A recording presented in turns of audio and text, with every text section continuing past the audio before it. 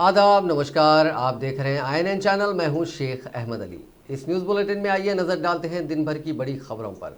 दुनिया भर में कोरोना वायरस से मुतासरीन का आंकड़ा आज 2,26,10,867 हो गया है, जबकि इस मुज़ी वायरस से अब तक 7,91,676 अफराद की मौत हो गई है। हिंदुस्तान में कोविड-19 के मुतासरीन का आंकड़ा 28,36,925 हो गया है, जबकि 53,866 अफराद हलाक हो चुके हैं। तेलंगाना में मुतासरीन की तादाद 97,424 हो गई है, जबकि 729 अफराद हलाक हो चुके हैं। तेलंगाना में चारशंबे के रोज़ 1,724 नए मामले सामने आए थे और 10 अफराद की मौत हुई है। रियासत में फिलहाल 21,509 एक्टिव केसेस हैं। वज़ीर सेहत ईटला राजेंद्र ने कहा है कि कुदरत को काबू में नहीं किया जा सकता है। ये बात कोरोना वायरस ने साबित कर दी है। हैदराबाद सिटी सिक्योरिटी काउंसिल के प्लाज्मा डोनेशन वेबसाइट का वज़ीर सेहत ईटला राजेंद्र और वज़ीर दाखिला महमूद अली ने आज इफ्तिताह अंजाम दिया। इस मौके पर वज़ीर सेहत ने कहा कि कोरोना वायरस के मरीज़ को इलाज से पहले हिम्मत की ज़रूरत है। उन्होंने कहा कि पहले ही प्लाज्मा थेरेपी के अच्छे नताइज बरामद हुए हैं। उन्होंने कहा कि होम आइसोलेशन के मरीजों का भी प्लाज्मा के जरिए इलाज किया जा सकता है। उन्होंने कहा कि कोरोना वायरस के अलावा दीगर अमराज का इलाज दवाखानों में शुरू किया जा रहा है। उन्होंने फिर एक बार कहा कि खानगी हॉस्पिटल्स इसको कारोबार ना बनाएं और इंसानियत के नुक्ते नज़र से इलाज करें।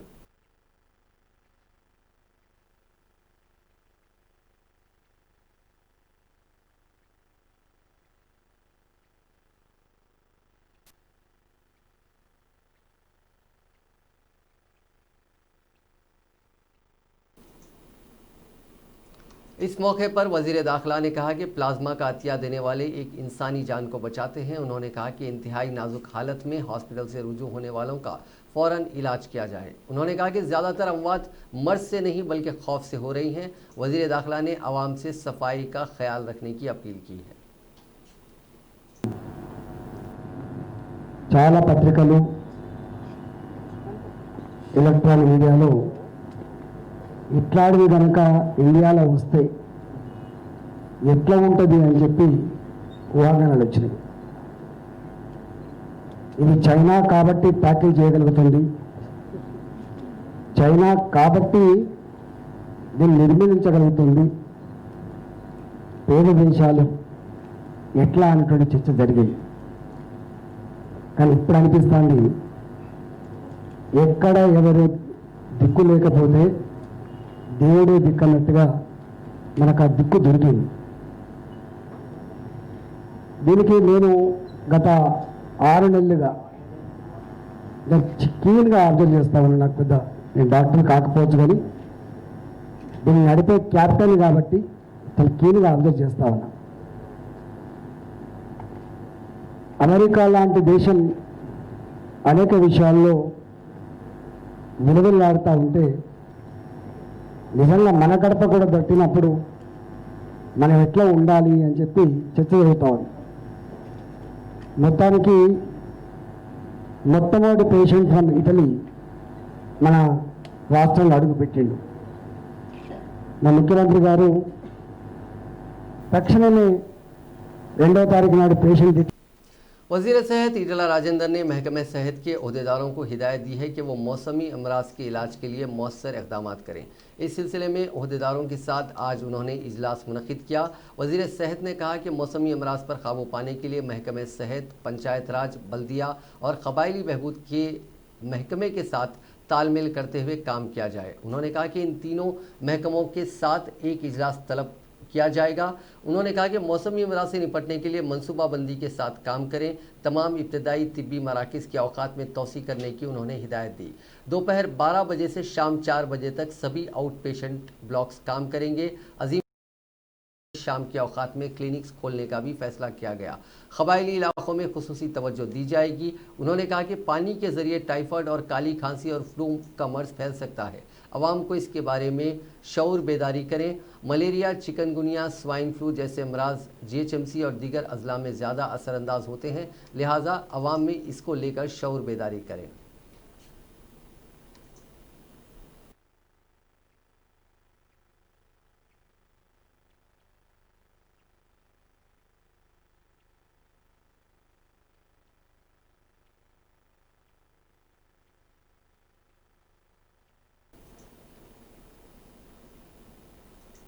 रियासती गवर्नर तमिलिसाई सौंदरराजन के खिलाफ टीआरएस रुकन असेंबली के रिमार्क्स के खिलाफ बीजेपी महिला मोर्चा ने आज गन पार्क पर एहतजाज किया। इस मौके पर बात करते हुए महिला मोर्चे की सदर गीता मूर्ति ने कहा कि टीआरएस को गवर्नर से माजरत करनी चाहिए और एमएलए सईदी रेड्डी को मुअत्तल किया जाना चाहिए, जिन्होंने रियासत की पहली खातून पर नाजेबा अल्फाज का इस्तेमाल किया। उन्होंने सोशल मीडिया पर गवर्नर को ट्रोल करने की घटिया हरकतों पर रोक लगाने की डीजीपी से अपील की है।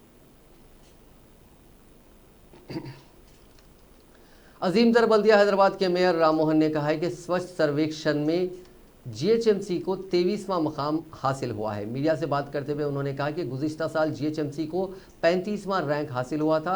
जीएचएमसी में सफाई के मुख्तलिफ इक़दाम की वजह से आवाम के ताउन से रैंक में बेहतरी आई है। ये रैंक 10 लाख से ज़्यादा आबादी वाले शहरों के ज़मरे के तहत दिया गया। उन्होंने कहा कि अजीमतर बल्दिया हैदराबाद को सबसे बेहतरीन रद्द-ए-अमल ज़मरे में पहला मुकाम हासिल हुआ है। ये रैंक इस बात का सबूत है कि आवाम सफाई के मामले में ज़्यादा मुतहरिक है। इसके लिए उन्होंने आवाम से इजहार तशक्कुर किया। उनके ताउन से ये रैंक हासिल हुआ। उन्होंने कहा कि 40 लाख वाले आबादी वाले शहरों में जीएचएमसी को 9वां मकाम हासिल हुआ है। మెయింటైన్ చేయడానికి మరి అదేవిధంగా మరి ఈరోజు భారతదేశం వ్యాప్తంగా స్వచ్ఛ సర్వేక్షణ 2020 దాంట్లో భాగంగా భారత ప్రభుత్వం స్వచ్ఛ సర్వేక్షణ మిషన్ మరి సంవత్సరం 2020లో మరి అన్ని అర్బన్ మున్సిపాలిటీలలో మెట్రోపాలిటన్ నగరాలన్నీ కూడా క్లీనినెస్ మెయింటైన్ చేయడానికి స్వచ్ఛత మెయింటైన్ చేయడానికి ఒక బెస్ట్ ప్రాక్టీస్ను మహాత్మా గాంధీ గారి ఆలోచనలకు మరి రూపాన్ని ఇస్తూ ముందుకు పోవాలనే దాంట్లో స్వచ్ఛ సర్వేక్షణ మిషన్ 2020 మిషన్లో భాగంగా మరి పోయిన సంవత్సరం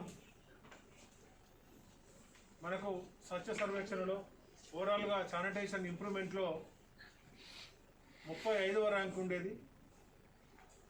మరి ఈసారి greater Hyderabad municipal corporation GHMC మరి 10 లక్షల పైన ఉండే సిటీలు ఏదైతే ఉంటాయో వాటిలో లాస్ట్ ఇయర్ 35 ర్యాంక్ ఉంటే మరి ఈసారి 23rd ర్యాంకు ఓవరాల్ శానిటేషన్లో మరి ఉండడం జరిగింది. మరి ఇంకొక ముఖ్య విషయం 40 లక్షలు పైబడిన జనాభా ఉన్న सेक्रेटेरिएट की 2 मसाजिद की शहादत पर जमीयतुल उलमा ने आज एक मुशावरती इजलास मुनक़िद किया। मौलाना हाफिज़ पीर शब्बीर अहमद सदर जमीयतुल उलमा तेलंगाना व आंध्रा की सदारत में मुनक़िदा इस इजलास में मुफ्ती अब्दुल मुगनी के अलावा कई मजहबी शख्सियतों ने शिरकत की और मुस्तकबिल के लाहे अमल पर बातचीत की। बहुत सी चीज़ें जो है हमने तय किया था, जिसमें से ये चीज़ ये भी तय किया कि हर ज़िले के अंदर और हर मंडल के अंदर भी जोड़ के ये मस्जिद जो मसला जो चल रहा है उसको जो है ना उजागर करना, लोगों को सामने उसकी हकीकत को सामने लाना। उसी सिलसिले के अंदर सिटी जमीयतुल उलमा के सदर साहब मुफ्ती मुगनी साहब ने ये कहा कि हमारे पास जुमेरात के दिन रखो, तो यहाँ पे हमने जुमेरात के दिन सिटी जमीयतुल उलमा के ज़िम्मेदारों को यहाँ बुलाया और उसके सामने जो आगे के प्रोग्राम है उसको तय करने के लिए मशवरे हुए। तो मशवरों में यह तय हुआ कि पहला जो हम कदम उठाएंगे, स्टेप लेंगे, वो ये है कि हम जो है मेमोरेंडम कलेक्टर को, एमआरओ को और एसपी को अजला के अंदर, मंडल के अंदर और देहातों के अंदर और शहर के अंदर भी वो लोगों को हम मेमोरेंडम देंगे कि हमारी मस्जिद जो शहीद कर दी गई है उसको उसी जगह मुकाम बनाया जाए और हमको दूसरी जगह मस्जिद हमारे लिए काबिल कबूल नहीं है। तो ये पहला जो स्टेप हमने लिया है ये चीज़ लिया।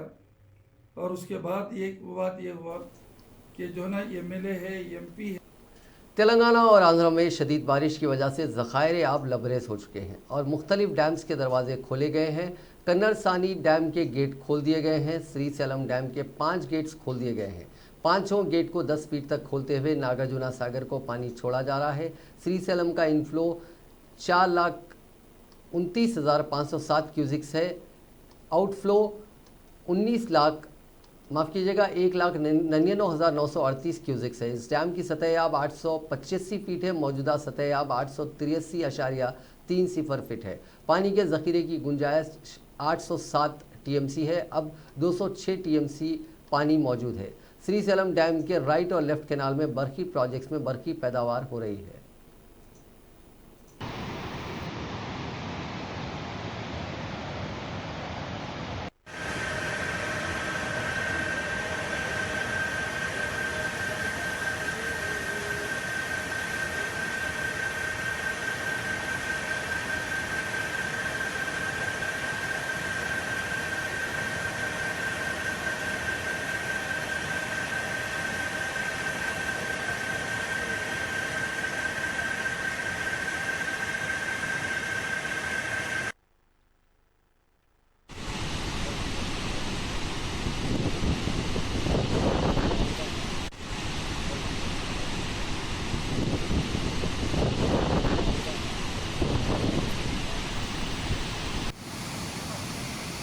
महकमे मौसमियात ने पेशगोई की है कि तेलंगाना के मुख्तलिफ हिस्सों में आइंदा 48 घंटों के दौरान शदीद से शदीद बारिश होगी।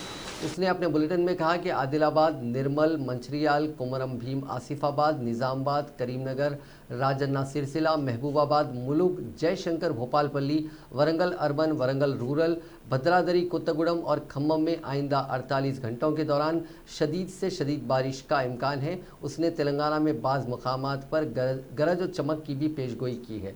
उसने कहा कि आइंदा 2 दिनों के दौरान शहर हैदराबाद में भी बारिश होगी।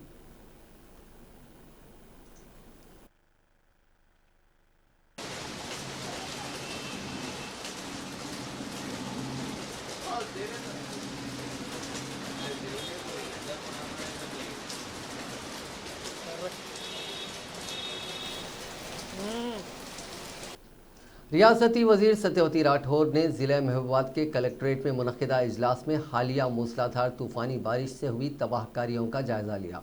उन्होंने कहा कि कई सड़कें बह गई हैं और हुकूमत फौरी तौर पर तामीरी काम शुरू करेगी। इस जायज़ा इजलास में ज़िला कलेक्टर के अलावा ज़िला परिषद चेयरपर्सन, SP व दीगर आला हुक्काम ने शिरकत की। रियासती वजीर ने कहा कि फसलों की तबाहकारियों पर हुकूमत तखमीना करने के बाद किसानों को मुआवजा देगी। वज़ीर पंचायत राज अरवली दयाकर राव ने वरंगल शहर में बारिश और सैलाब से मुतासरा इलाकों का दौरा करते हुए मुतासरीन से मुलाकात की और उन्हें महफूज मकामात पर मुंतकिल करने की ओहदेदारों को हिदायत दी। वज़ीर मौसूफ के हमरा गवर्नमेंट चीफ विप विनय भास्कर, साबिक़ रुकन पार्लियामेंट जी सुधारानी और दूसरे मौजूद थे। वज़ीर पंचायत राज ने मैसम्मा नगर, रनन्ना पेट, संतोषी माता मंदिर कॉलोनी और दीगर इलाकों का रेस्क्यू टीमों के साथ घुटने बराबर पानी वाली सड़कों और गलियों का दौरा किया। वज़ीर दयाकर राव ने कहा कि मुतासरीन को राहतकारी कैंपों में मुंतकिल करते हुए उन्हें खाना सरबराह किया जा रहा है। सैलाब से मुस्तकिल तौर पर आवाम को राहत पहुँचाने के लिए इक़दामात किए जाएंगे। क़ब्ल अज़ीम वज़ीर पंचायत राज अरवली दयाकर राव ने वरंगल रूरल ज़िले के रायपड़ती मंडल मुस्तक़र पर डबल बेडरूम के मकानात का इफ्तिताह किया। इस मौके पर मुनक़िदा तक़रीब से खिताब करते हुए दयाकर राव ने कहा कि हुकूमत रियासत के तमाम गरीब ख़ानदानों को डबल बेडरूम मकानात फराहम करने के इक़दामात कर रही है। ये मकानात गरीबों को मुफ्त में फराहम किए जा रहे हैं। हर एक मकान की तामीर पर लाखों रुपए खर्च किए जा रहे हैं। उन्होंने कहा कि चीफ मिनिस्टर KCR गुर्बत के खात्मे के इक़दामात भी कर रहे हैं। हुकूमत आवाम की फलाह व बहबूद के लिए काम कर रही है। इस तकरीब में ज़िला कलेक्टर हरीता और दूसरे मौजूद थे। रियासती कानून साज असम्बली के स्पीकर पोचाराम श्रीनिवास रेड्डी और कानून साज काउंसिल के चेयरमैन गुत्था सुखेंदर रेड्डी ने वज़ीर उमूर मुखन्ना वेमुला प्रशांत रेड्डी के साथ आज असम्बली और काउंसिल के हाल्स का मुआयना किया। वाज़ेह है कि हुकूमत ने 7 सितंबर से असम्बली का मानसून इजलास शुरू करने का फैसला किया है, जिसके पेश नज़र आज स्पीकर, चेयरमैन कानून साज काउंसिल, वज़ीर उमूर मुखन्ना ने assembly hall, media gallery, visitors gallery, speaker chamber, council के चेयरमैन का चेंबर और दूसरे चेंबर्स का तफसीली मायना किया। उनके हमरा असेंबली के सेक्रेटरी नसीमा चारियलू और असेंबली के दीगर ओहदेदार भी मौजूद थे। इस मौके पर इन कायदीन ने ऐवान में अरकान असेंबली की नशिस्तों के मौजूदा नज़्म और कोरोना वायरस के बाद मुख्तलिफ जावियों से अरकान को बैठने के इंतजामात का जायज़ा लिया ताकि ऐवान के अंदर जिस्मानी फासले को बरकरार रखा जा सके। सेक्रेटरी असेंबली ने स्पीकर, चेयरमैन और वजीर को नशिस्तों के नए नज़्म से वाकिफ करवाया। इस मौके पर असेंबली स्पीकर श्रीनिवास रेड्डी ने असेंबली के सेक्रेटरी और मुख्तलिफ महकमों के ओहदेदारों को हिदायत दी कि वो असेंबली इजलास में अरकान की सहूलत के मुताबिक नशिस्तों को मख्तस करे ताकि हर रुकन इजलास में बढ़ चढ़ कर हिस्सा ले सके।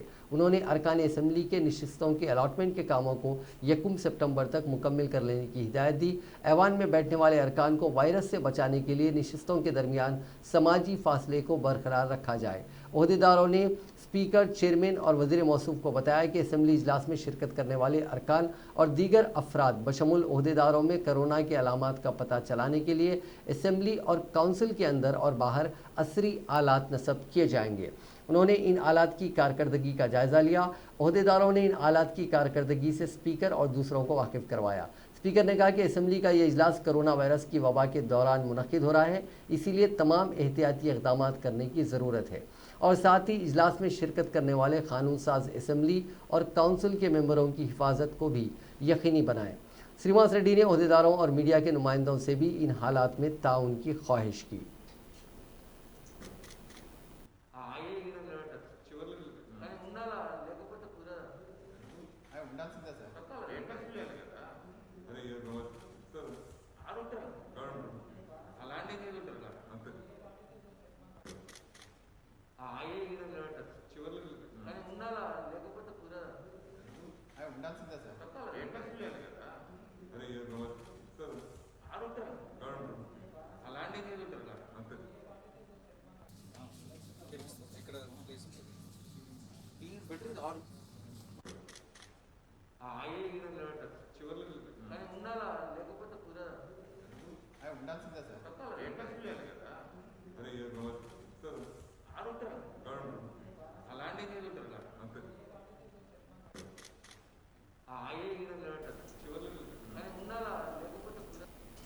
तेलंगाना कांग्रेस कमेटी की जानिब से साबिक़ वज़ीर-ए-आज़म राजीव गांधी की 76वीं यौम पैदाइश के मौके पर मुख्तलिफ तकारीब मनाई गईं।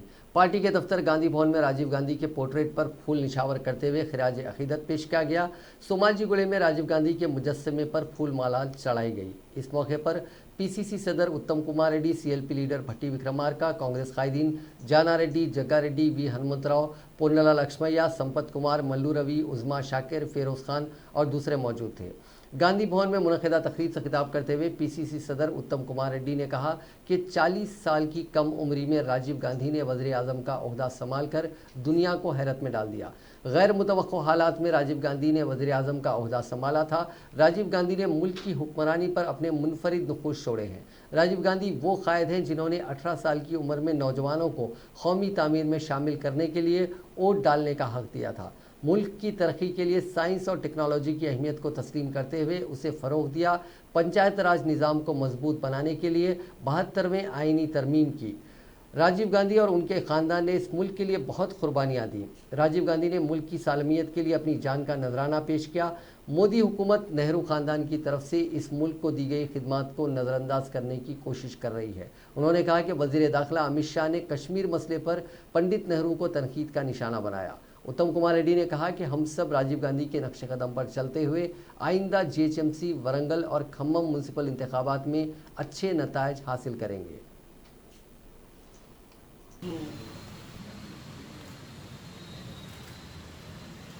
स्वर्गीय प्रधानमंत्री अखिल भारत कांग्रेस कमिटी अध्यक्षुలు మా ప్రియతమ నాయకుడు రాజీవ్ గాంధీ గారి 76వ జన్మదిన వేడుకల సందర్భంగా తెలంగాణ రాష్ట్ర వ్యాప్తంగా అన్ని జిల్లాల్లో ఈ కార్యక్రమం ఘనంగా నిర్వహించుకోవడం జరుగుతుంది.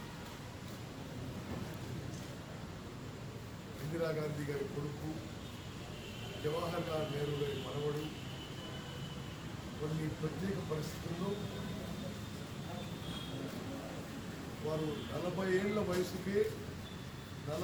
వయసుకే భారతదేశం ప్రపంచంలో అతిపెద్ద ప్రజాస్వామ్య దేశానికి ప్రధానమంత్రి కావడం మరి యావత్ ప్రపంచం ఆశ్చర్యపోయే విధంగా 40 ఏళ్ల వయసులో ప్రధానమంత్రిగా ఈ దేశ చరిత్రలో మిగిలిపోయే విధంగా వారి ముద్ర వేశారనే విషయం మనందరం కూడా గుర్తు చేసుకుంటాం. యువతకి నేషన్ బిల్డింగ్లో దేశ నిర్మాణంలో కీలక భాగస్వామ్యం ఉండాలని చెప్పి ఓటింగ్ ఏజ్ వయసు తగ్గించడం కానీ, అదేవిధంగా భారతదేశం సైన్స్ అండ్ టెక్నాలజీ ఉపయోగించుకొని వేగవంతంగా అభివృద్ధి చెందాలని సైన్స్ అండ్ టెక్నాలజీ పెద్ద బూస్ట్ ఇచ్చిన ప్రధానమంత్రి. कांग्रेस के रुकन असेंबली जग्गा रेड्डी ने कहा है कि टीआरएस को दोबारा इख्तियार में आए 2 साल गुजर चुके हैं, लेकिन 57 साल उम्र होने वालों को वजीफे का मामला तातुल का शिकार है। मीडिया से बात करते हुए उन्होंने कहा कि इस मामले पर 2 सितंबर तक वो हुकूमत को मोहलत दे रहे हैं। इसके बाद प्रगति भवन का घेराव किया जाएगा। उन्होंने कहा कि केसीआर ने ऐलान किया था कि 57 साल उम्र मुकम्मिल करने वालों को 3016 रुपये माहाना वजीफ़ा दिया जाएगा, लेकिन 2 साल होने के बाद भी केसीआर उसका तस्करा तक नहीं कर रहे हैं। उन्होंने कहा कि केसीआर हर इंतखाबात में नए रूप में अवाम के सामने आते हैं और अवाम उनको कबूल करती है। उन्होंने कहा कि अब इंतखाबात से 6 माह कबल वजीफ़े दिए जाएंगे। उन्होंने सवाल किया कि नौजवानों को बेरोज़गारी भत्ता भी अभी तक नहीं दिया गया। మరి కాంగ్రెస్ పార్టీ కూడా పెన్షన్ 2000 పెన్షన్, అట్లాగే టీఆర్ఎస్ పార్టీ కూడా 2000 పెన్షన్ అని ప్రకటించడం జరిగింది. కానీ ప్రజలు ఎందుకో టీఆర్ఎస్ పార్టీ వైపు మళ్ళీరు.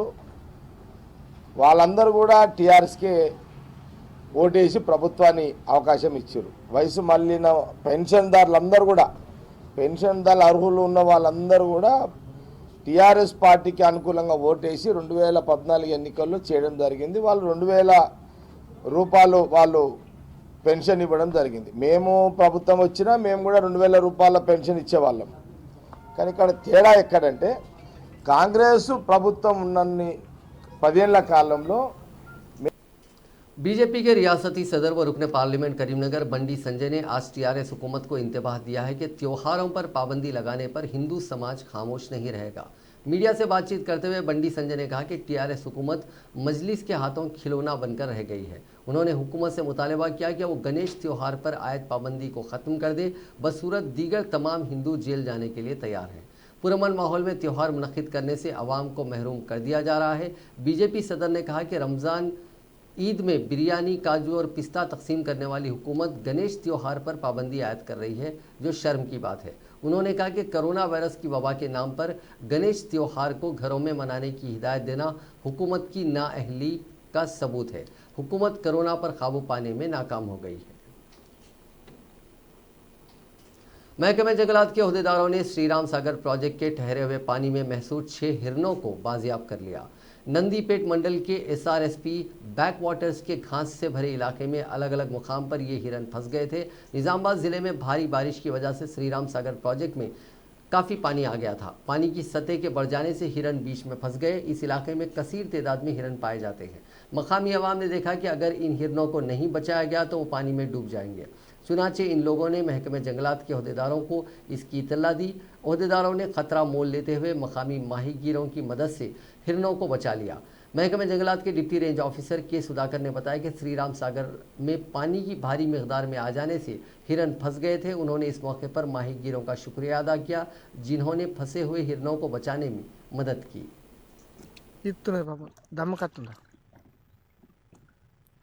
होटल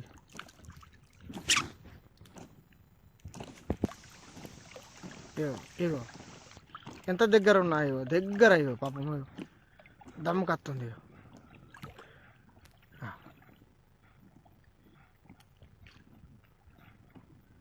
ఇప్పుడు దమ్ముకు వచ్చిన టైంలో పాపము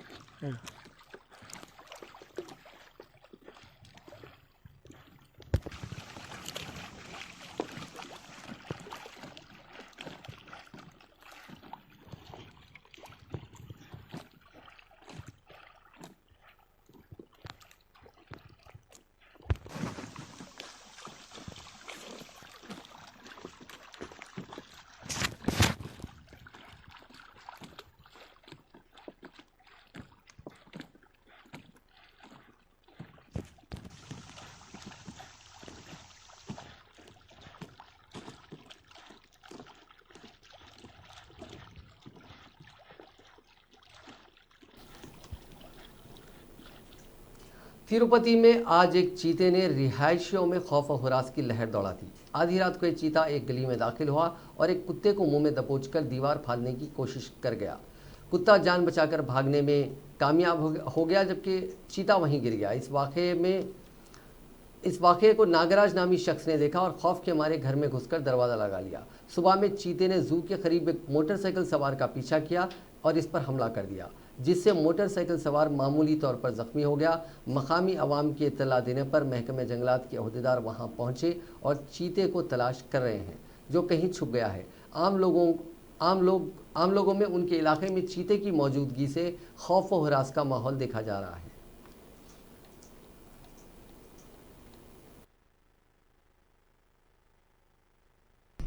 మాట్లాడొద్దంటున్నాను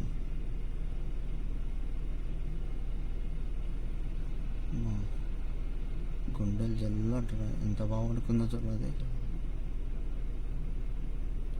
రాదు కదా రాదులే డోర్లు వేసినావు కదా నువ్వు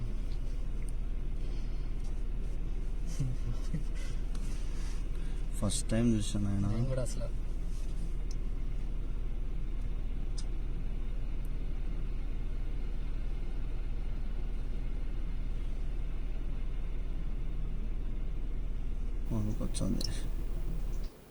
हैदराबाद ट्रैफिक पुलिस ने आज बगैर नंबर प्लेट्स और बगैर मास्क लगाए बाहर फिरने वालों के खिलाफ एक खुसूसी मुहिम चलाई।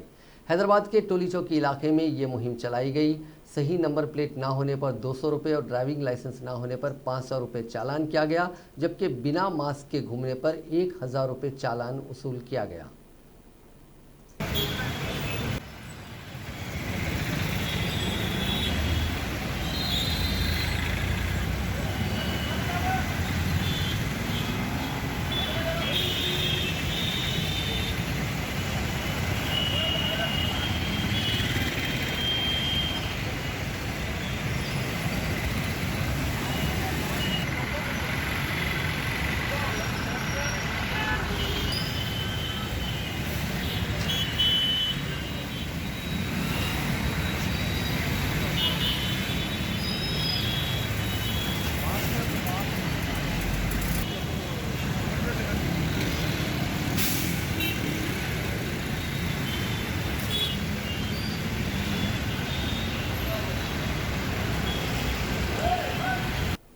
नायब सदर जमहूरिया एम वेंकैया नायडू ने जुमेरात के रोज़ कहा कि बढ़ती आबादी तरक्याती अहदाफ के हसूल में चैलेंज पैदा करेगी और सियासी जमातें, अवामी नुमाइंदे और रोशन ख्याल लोगों को इस तरफ तवज्जो मरकूज़ करनी चाहिए। वेंकैया नायडू ने यहाँ 2 रिपोर्ट्स हिंदुस्तान में पैदाइश के वक्त जिनसी तनासुब और हिंदुस्तान में बढ़ती आबादी, सूरत हाल और आयनत का निज़ाम को इजरा करते हुए कहा कि आबादी और तरक्की के माबीन पहलू की शिनाख्त करना ज़रूरी है। ये रिपोर्ट हिंदुस्तानी पार्लियामेंट आबादी और तरक्याती तंजीम ने तैयार की है। बुनियादी सहूलियात का जिक्र करते हुए नायब सदर ने कहा कि तरक्याती महाज पर मुल्क को मुतअद्दिद चैलेंजेस का सामना है।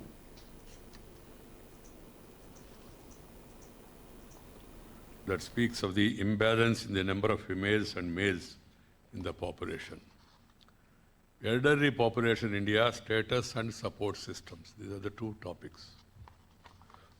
Highlighting the issues concerning the elderly population of the country, and they made some useful recommendations.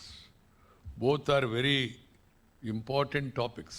I compliment the members of parliament and also this association for taking up these 2 very important issues, both vulnerable in nature that way, and making a good study and then coming out with this to नाजरीन, इस news bulletin में बस इतना ही। देखते रहिए INN channel.